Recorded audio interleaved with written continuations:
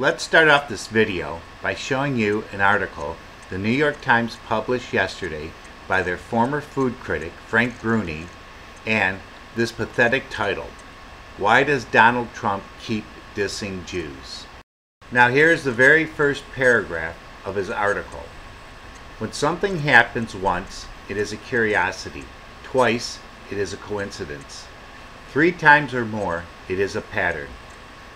And Donald Trump has established a pattern of offending, or at the very least ignoring, Jews. Okay, let's stop right there for the moment. Now, I do not possess the funding or have a research department like the New York Times does. What I do know is that President Trump's first official trip to the Middle East, in which he was the first president in our history to fly directly from a Middle East country, Saudi Arabia, into Israel, and then once he landed there, he was also the very first president in history to go to the Wailing Wall and show respect for the Jewish people. The New York Times is total garbage, and it gets worse by the end of the first paragraph. So let's continue. The most recent example was just last week, when he declined to pay his respects at a Holocaust memorial in Warsaw that other American presidents routinely visited. More garbage and fake news.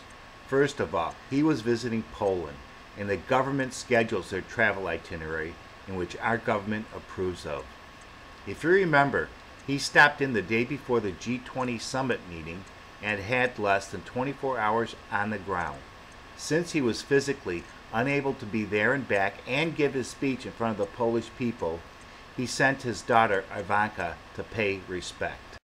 If there was any president in our history who disrespected the Auschwitz Site Memorial, it was President Obama, in which I didn't hear a peep from Frank Bruni about. I will now read the very first paragraph of this article. As world leaders gathered last week in Poland to commemorate the 70th anniversary of the liberation of the Auschwitz-Birkenau Nazi death camp, the leader of the free world was AWOL. Once again, the New York Times and their journalists like Frank Bruni gives the rest of America even more reason not to trust the mainstream media and their fake bias slant they work into the publishing of their articles.